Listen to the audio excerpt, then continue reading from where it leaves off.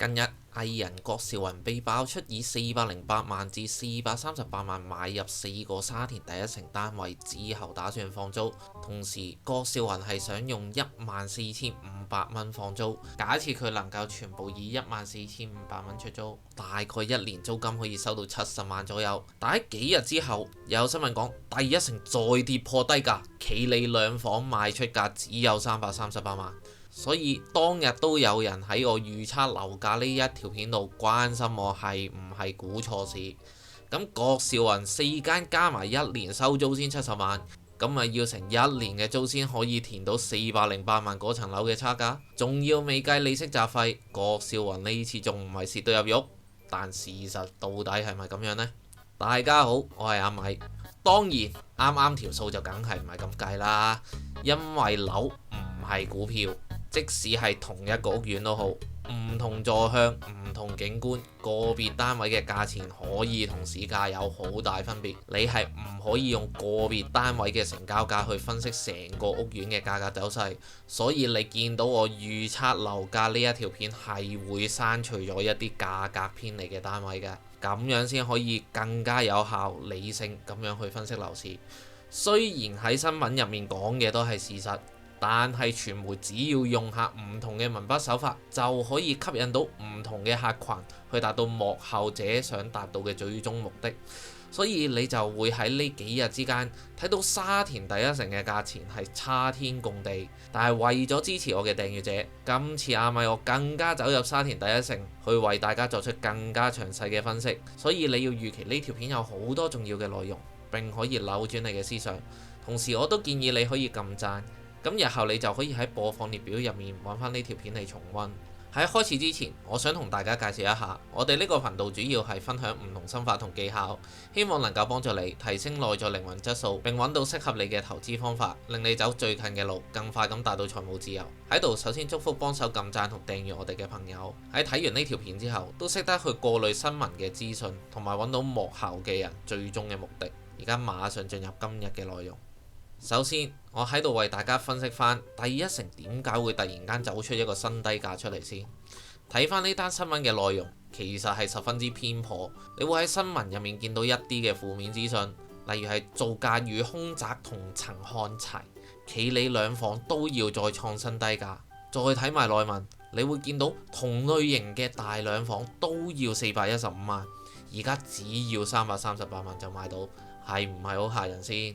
所以呢啲新聞係寫俾睇淡嘅人嘅，令佢哋覺得香港冇希望再去唱淡樓市，未來樓市一定會繼續跌，之後傳到去嗰啲心驚嘅業主嗰度，咁佢哋就會繼續去平賣出貨。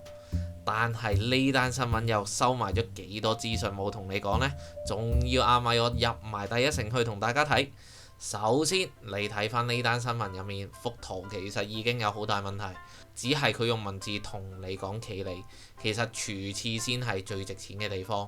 但係呢個單位嘅全廁仲係保持緊80年代一手買入時候嘅裝修，喺度我就唔 cap 出嚟啦。有興趣你自己揾下啦。其實呢個單位只係房同廳嘅裝修比較新，就攞嚟做 icon。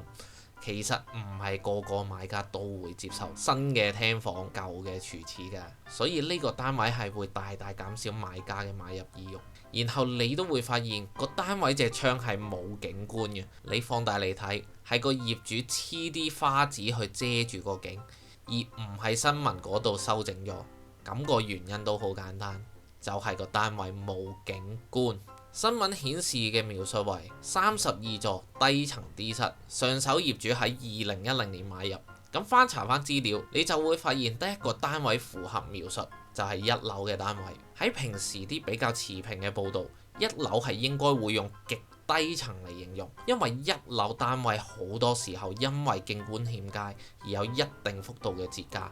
而家只係同你講低層，你就知佢別有用心啦。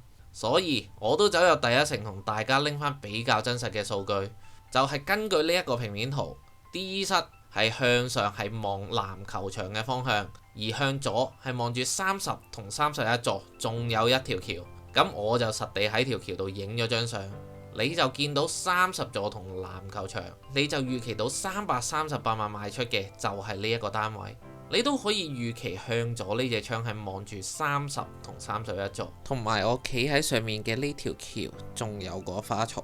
向上嘅景觀仲要比隔離嘅單位同有蓋行人路遮咗唔少。喺而家仲係淡市之中，要賣呢啲咁特別嘅單位，當然要大幅度嘅折價先賣得出啦。咁當然要知道更加全面嘅成交資訊，梗係要睇翻最近嘅成交價。喺網上嘅成交可能有少少延遲，所以見到啲價仲係300尾400頭。但係為咗最新嘅成交，我就去咗第一城嘅地產鋪影咗呢一張圖。你會見到兩房嘅成交價都係300尾400頭，喺中間突然間攝咗個338萬，你就知道呢個數據有偏差啦。咁喺12月都成咗一單508.8萬，又唔見有新聞講嘅，就係唔符合依家嘅睇跌需要咯。如果你放大呢張圖睇下個角落，你就會發現到我影片開頭所講嘅郭少雲買4間第一城兩房，所以你都可以預期喺地產鋪出面呢個新聞其實係俾準買家睇嘅，因為買家係想買樓之前係要入地產鋪去揾 agent。雖然睇呢一單新聞，我唔清楚郭少雲佢買嘅單位景觀同質素，但我都預期佢作為一個投資者，都會買入一啲質素正常嘅單位，以市價計都係300尾400頭，其實都唔係差得好多。喺度我再俾埋近期嘅第一城租金走勢你睇，近一個月大概係12000到15000蚊，佢夠膽叫價係14500蚊，個單位質素應該都唔錯。不過多數個租金都係有得傾，但係最盡都係減過300-500。喺度我就當佢全部都可以用14000蚊租出，再用一個物業投資者思維睇佢。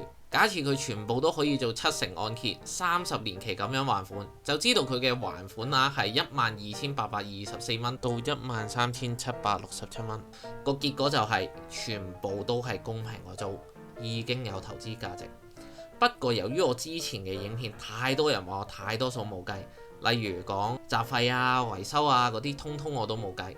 不過喺度我都唔慢慢講呢啲概念，因為要解釋呢啲概念係要啲時間。有機會我再另外整一條片去慢慢解釋。想知道呢啲資訊嘅朋友都可以訂閱我，去等待呢啲嘅資訊。咁你仲可以預期未來仲有減息同加租嘅空間，只會令郭少雲未來可以賺到更加多嘅錢。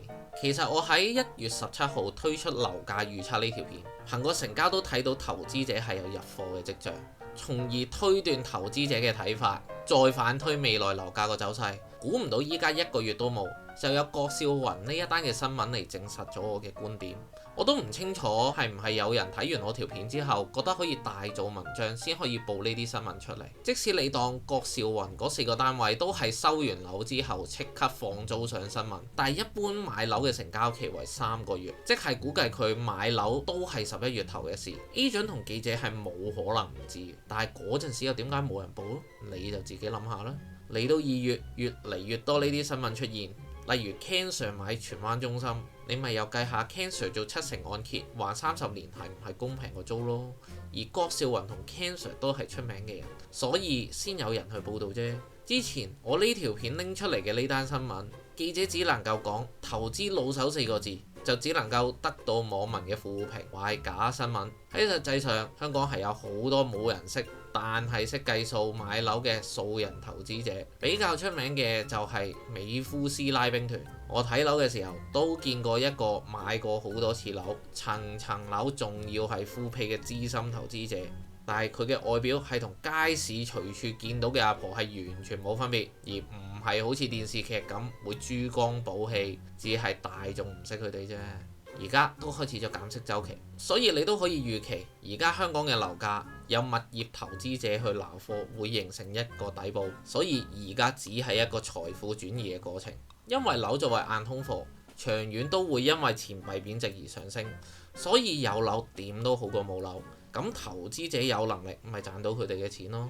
所以喺之前呢條片我都講過，樓市下跌最大嘅贏家就係物業投資者。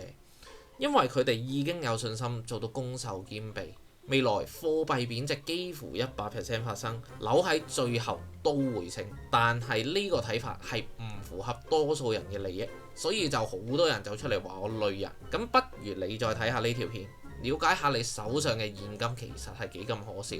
只係呢幾年嘅高息環境，令好多人都忘記咗貨幣係會長期貶值嘅重點。最後我想分享翻，阿米我真係唔係 agent。其實啲人為咗否定我對物業投資嘅分析而講我係一個 agent，真係好好笑。其實你知唔知，除咗非樓市持份者之外，有咩人會繼續唱跌？其實就係 agent。我拎翻第一城338萬呢單咁偏頗嘅新聞出嚟，你有冇睇到呢篇新聞係邊個寫？其實就係 agent。唔通啲地產版記者真係長期喺第一城採訪咩？呢啲稿都寫明係 agent 寫出嚟㗎啦。所以我都要講翻聲俾你聽， agent 係唔需要睇升，agent 要嘅係成交。佢哋要個市升嚟做乜嘢？為多個1-2千蚊用咩？成交唔到佢食谷種添啦。所以喺片頭我所講，幕後嘅人其實就係 agent，佢哋最終嘅目的就係為咗成交。咁而家去到投資者入場嘅時間，投資者係識計數，到價就會掃貨，根本唔需要搶好。但喺正常情況下，買多過賣，自然就會升。升完個價唔啱，投資者就唔會買，咁 agent 就冇生意做啦。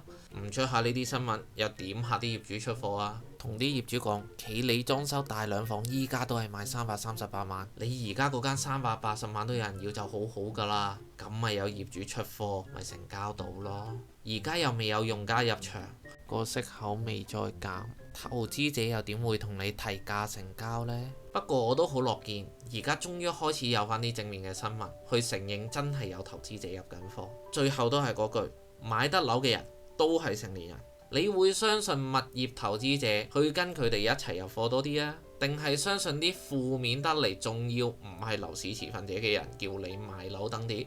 呢個就係你嘅選擇嚟啦。